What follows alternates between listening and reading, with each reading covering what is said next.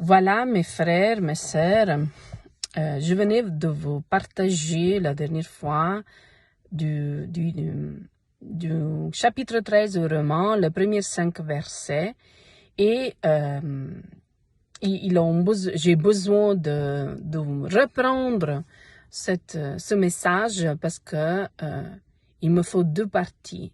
En effet, je venais de dire que c'est important de ne vivre pas dans la rébellion et non plus dans la désobéissance.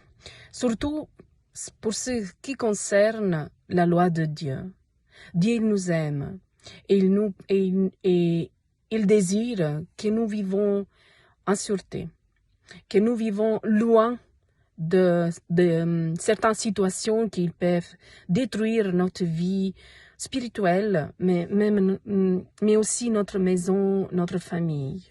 Donc, chaque jour que j'ai un message à vous partager, ce message, c'est premièrement pour moi. J'aime quand Dieu me parle.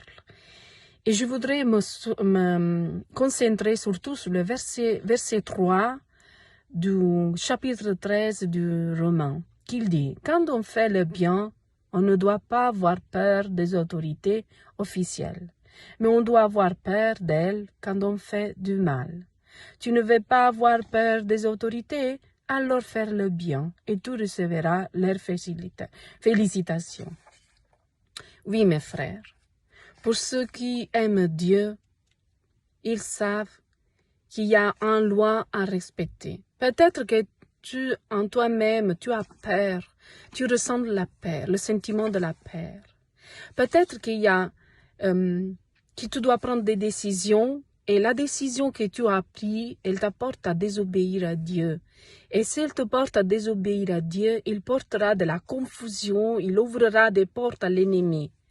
Donc, ma sœur, mon frère, je te prie, laisse tomber cette décision, attends encore un peu et demande à Dieu, Seigneur, quelle est la bonne décision? Comment je dois me comporter? Quel mot je dois dire? Parce que je vais pas me mettre en situation difficile pour moi, qu'il apporte à moi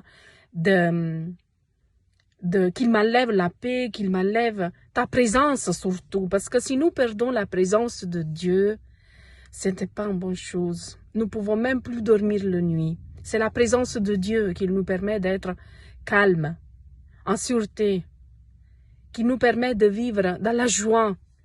Donc, s'il te plaît, ne prenne pas cette décision. Laisse tomber. Attends que Dieu, il te donne la façon. Et peut-être même que ce serait Dieu à combattre pour toi, à parler pour toi. Et tu restes simplement tranquille.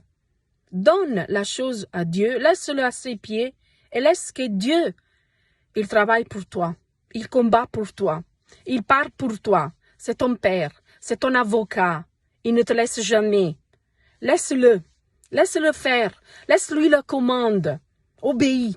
Reste ferme et c'est lui qui s'occupera de ta situation. C'est lui qui s'occupera de parler à ta place. C'est lui qui s'occupera de te rendre justice. Reste calme et laisse tomber la décision que tu as prise pour cette situation. C'est Dieu qui s'en occupe. Sois béni, mon frère, que le Saint-Esprit descende sur toi maintenant pour te donner la paix. Au nom de Jésus.